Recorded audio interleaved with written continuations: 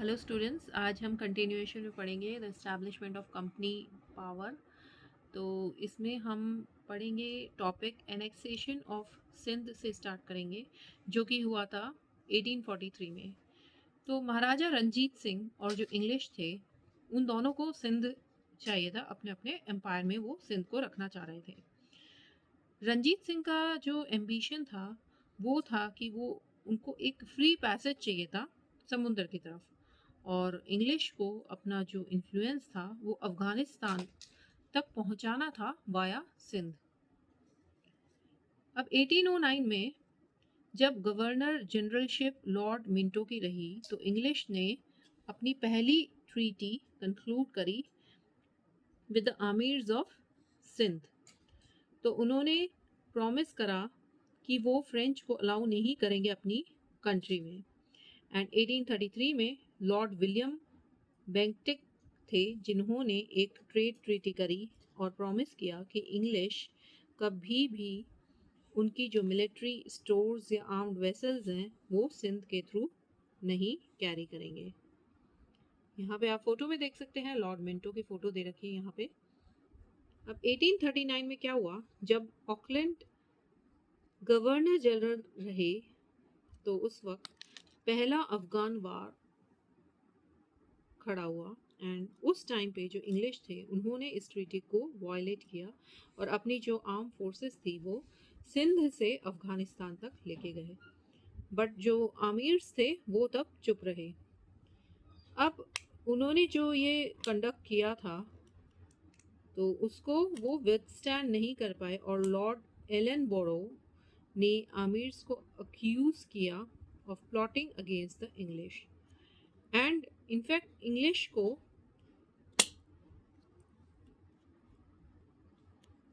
अब English and Sindh को annex करना चाहते थे। As their only rival Ranjit Singh was now dead. अब सर चार्ल्स नेपियर थे, उनको भेजा गया ये पूरी सिचुएशन की इंक्वायरी लेने के लिए, और उनको फोर्स किया गया, उन्होंने जो अमीर्स था उनको फोर्स किया अपने ऑफेंसिव कंडक्ट से to raise a standard of revolt. अब इसमें क्या है कि जो नेपियर थे उन्होंने जो अमीर्स ऑफ सिंध को रूट किया in the battle of Miani and डबो, और उन्होंने सिंध को एनेक्स किया, सिंध को ब्रिटिश एम्पायर को दे दिया इन 1843। और जो अमीर्स थे they were forced out of the Sindh. अब एनेक्सेशन ऑफ पंजाब ये हुआ था 1849 में। रंजीत सिंह की डेथ के बाद 1839 में एक डिसऑर्डर आ गया और एनार्की फैल गई पंजाब में, और कई सारे मेंबर्स थे रॉयल फैमिली के वो मारे गए, और जो सिख आर्मी थी ये पावरफुल हो गई। अब जब लॉर्ड हार्डिंग थे उनके रेन में पहला एंग्लो सिख वॉर लड़ा गया इन 1845-46 में, और इसमें क्या है, 6 डिफीट हुए, बट जो पंजाब था वो ब्रिटिश एम्पायर को नहीं सौंपा गया। और जो इंग्लिश हैं उनको कुछ रिस्पेक्ट थी रंजीत सिंह के लिए, उनकी जो पुरानी मित्रता थी। अब जो स्टेट ऑफ पंजाब था उसको फिर भी बफर स्टेट माना जाता था between Afghanistan and the Punjab. अब जब लॉर्ड डलहौजी आए तो उनके शासन के दौरान, दैट इज 1848 टू 56 में, जो सेकेंड एंग्लो सिख वॉर था it was fought in 1848 to 49, और इसमें भी 6 डिफीट हुए इन डिफरेंट बैटल्स।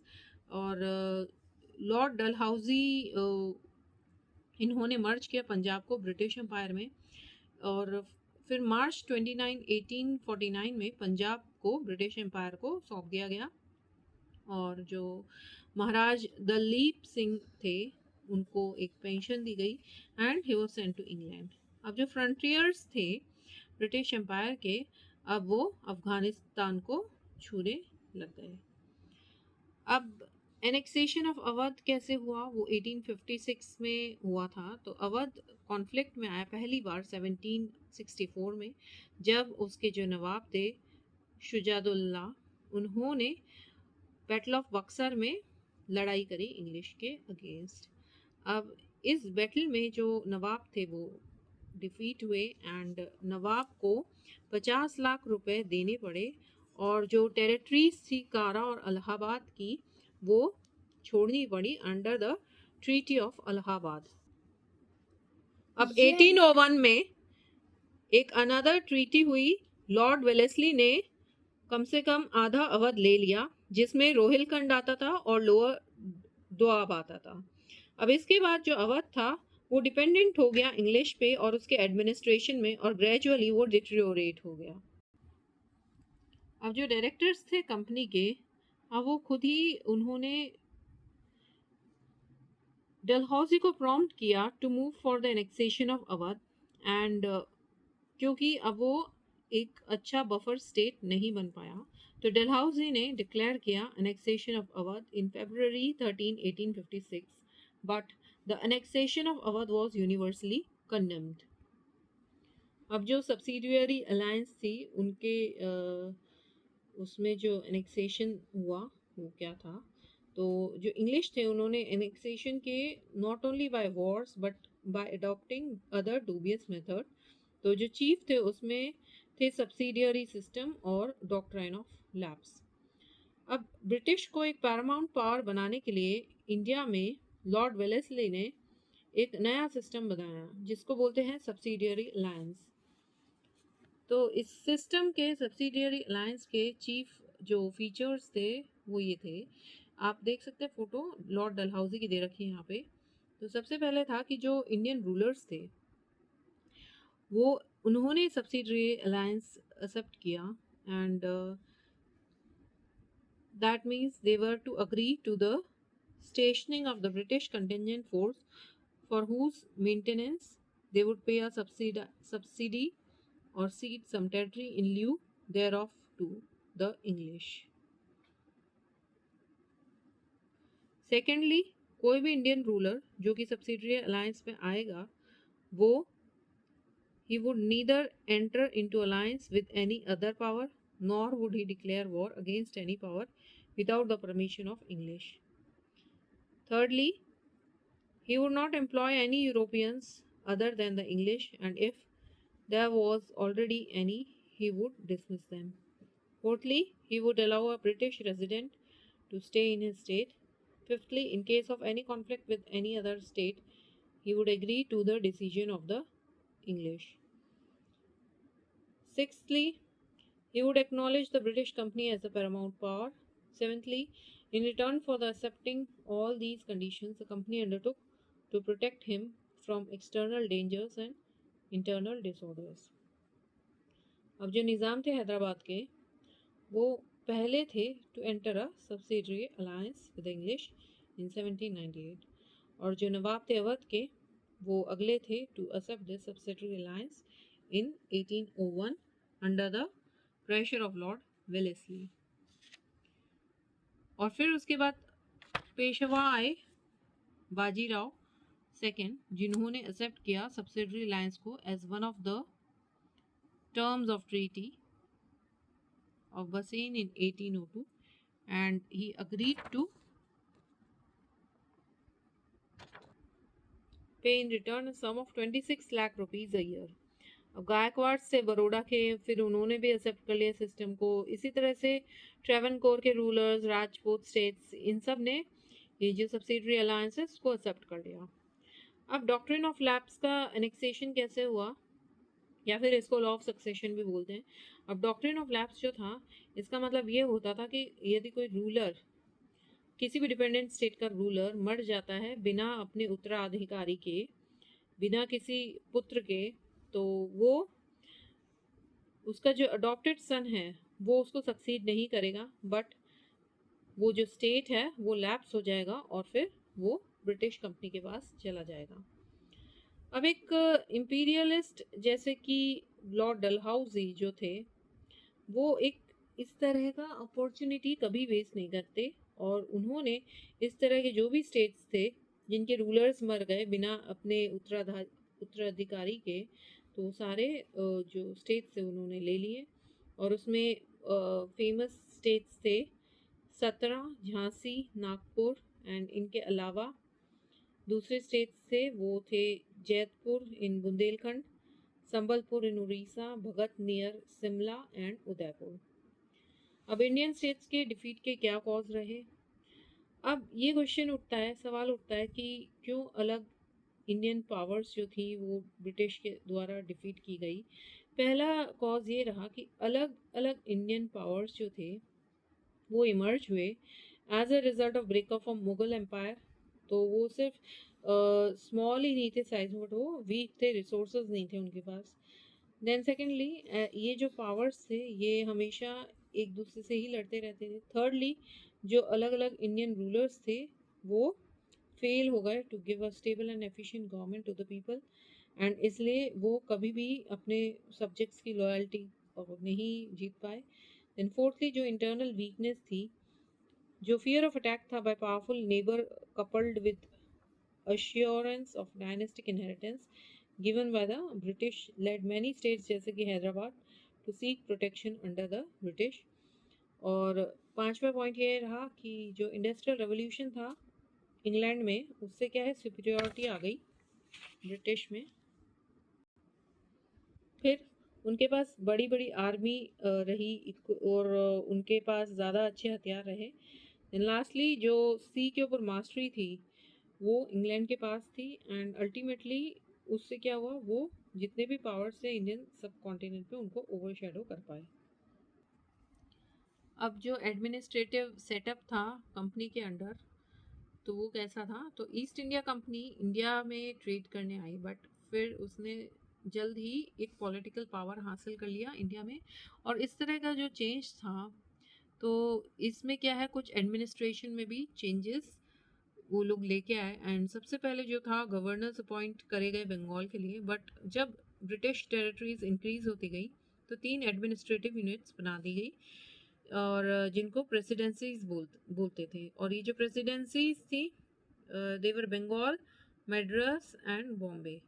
अब जो वर्क था, पूरा वर्क को कोऑर्डिनेट करने के लिए एक रेगुलेटिंग एक्ट लाया गया, वो 1773 में पास किया गया, एंड जिसने गवर्नर ऑफ बंगाल को गवर्नर जनरल बना दिया। एंड जो 2 गवर्नर्स थे मद्रास और बॉम्बे के, उनको उसके इंचार्ज में, अंडर हिज चार्ज लाया गया। ब्रिटिश रूल इंडिया में 3 पिलर्स पे खड़ा था। सबसे पहले civil service, then the army and then the police. तो सिविल सर्विस में लॉर्ड कॉर्नवालिस थे, उनको कहा जाता है as the founder of the British service civil service in India, lord Cornwallis. तो लॉर्ड कॉर्नवालिस ने स्ट्रिक्ट रेगुलेशंस इंट्रोड्यूस करे ऑफिशियल्स के लिए, और उनकी जो सैलरी है वो बढ़ा दी, और प्रमोशंस करे गए on the basis of seniority. अब इंडिया में लॉर्ड वेलेस्ली ने एक फोर्ट विलियम कॉलेज सेटअप किया इन 1801 एट कैलकाटा। तो उसमें उन्होंने ट्रेन करे यंग सिविल सर्वेंट्स। और दूसरा इंस्टीट्यूशन था ट्रेनिंग के लिए इन रिक्रूट्स के लिए, वो था east India college in England. अब 1853 तक जो डायरेक्टर्स थे ईस्ट इंडिया कंपनी के, वो नॉमिनेट करते थे सिविल सर्वेंट्स को। बट उसके बाद 1853 के बाद जो सिविल सर्वेंट्स थे वो एक कॉम्पिटिटिव एग्ज़ाम होता था, उसके थ्रू सेलेक्ट होते थे। और इंडियंस के लिए बहुत डिफ़िकल्ट होता था to get selected in the civil service. क्यों? क्योंकि एग्जामिनेशन जो था वो लंदन में रखा जाता था, और बहुत थोड़े ही इंडियंस वहाँ पे जाने में सक्षम हो पाते थे, बिकॉज वो अफोर्ड नहीं कर पाते थे लंदन जाना। और जो एग्जामिनेशन का मीडियम था वो इंग्लिश में था, तो वो एक फॉरेन लैंग्वेज हुआ करती थी इंडियंस के लिए। और जो एज थी कॉम्पिटिटिंग इस एग्ज़ाम की वो बहुत कम थी। अब आर्मी कैसी थी? आर्मी एक इम्पॉर्टेंट पिलर था ब्रिटिश रेजीम का इंडिया में, और वो एक बहुत इंपॉर्टेंट रोल प्ले करता था in the expansion of British rule in India. अब ब्रिटिश आर्मी में इंडियन सोल्जर्स होते थे जिनको सिपॉयज बोलते थे, और जो सिपॉयज थे वो जनरली इंडियन फार्मर्स थे, और वो बहुत उत्सुक रहते थे आर्मी ज्वाइन करने के लिए, बिकॉज एक प्रेस्टिजियस ऑक्यूपेशन रहा करता था उस वक्त। बट उनको कभी भी हायर पोस्ट नहीं दी जाती थी। अब जो सिपॉयज थे वो मेनली रिक्रूट होते थे from the areas at present, जिसमें उत्तर प्रदेश, बिहार और झारखंड आते थे। एंड वो अंडर कमांड रहते थे अंडर द ब्रिटिश ऑफिसर्स। और जो ब्रिटिश आर्मी थी वो वेल ट्रेन्ड और डिसिप्लिन रहती थी, एंड जो सिपाहीज थे वो they were armed with muskets and generally they were loyal to the British masters, but they were very sensitive. वो अपनी कास्ट को लेके बहुत सेंसिटिव होते थे, कास्ट और रिलीजन को लेके। और ये देखा गया था 1857 में, जब सिपाहीज ने रिवॉल्ट किया against the east India company in the revolt of 1857। अब पुलिस कैसी थी? तीसरा इंपॉर्टेंट पिलर जो था ब्रिटिश रूल का वो था पुलिस। अब जो लॉर्ड कॉर्नवालिस थे, इन्होंने एक परमानेंट पुलिस फोर्स इस्टेब्लिश की इंडिया में, और हर एक डिस्ट्रिक्ट में कई सारे थाना होते थे और हर एक थाने में एक दरोगा हेड होता था। अब जो लॉ ऑर्डर था वो इन टाउन्स और विलेजेस में मेंटेन होता था बाय कोतवाल्स एंड चौकीदार्स, एंड जो डिस्ट्रिक्ट सुपरिंटेंडेंट थे वो चीफ थे इन डिस्ट्रिक्ट पुलिस के। अब जुडिशियरी में ब्रिटिश के आने के पहले इंडिया के खुद के ही ट्रेडिशनल लॉज होते रहे, और ग्रेजुअली लॉर्ड वॉरेन हेस्टिंग्स ने एक सिविल और एक क्रिमिनल कोर्ट हर एक डिस्ट्रिक्ट में इस्टेब्लिश किया, और एक digest of the Hindu and Muslim law was compiled to guide the जजेस। अब इसमें क्या होता था कि जो रेगुलेटिंग एक्ट रहा 1773 में, एक नया सुप्रीम कोर्ट एस्टैब्लिश हुआ, एंड दो कोर्ट ऑफ अपील थे, दैट इज़ द सरदार दीवानी अदालत एंड द सदर निज़ामत अदालत। ये दो कोर्ट ऑफ अपील सेटअप हुई। अब जो वॉरेन हेस्टिंग्स थे और लॉर्ड कॉर्नवालिस थे, उन्होंने एक प्रॉपर स्ट्रक्चर दिया जुडिशियली सेटअप को, और उन्होंने एस्टैब्लिश की सिविल कोर्ट्स, दीवानी अदालत जिसको बोला जाता था, एंड क्रिमिनल कोर्ट्स को जिसको फौजदारी अदालत बोला जाता था एट डिस्ट्रिक्ट लेवल। 1833 में एक लॉ कमीशन था जिसने इंडियन पिनल कोड को कंपाइल किया, आईपीसी, और एक रूल ऑफ लॉ को एस्टैब्लिश किया, जिसका मतलब कि हर एक कोई लॉ के आगे इक्वल है। So this was the end of the chapter. Thank you for watching.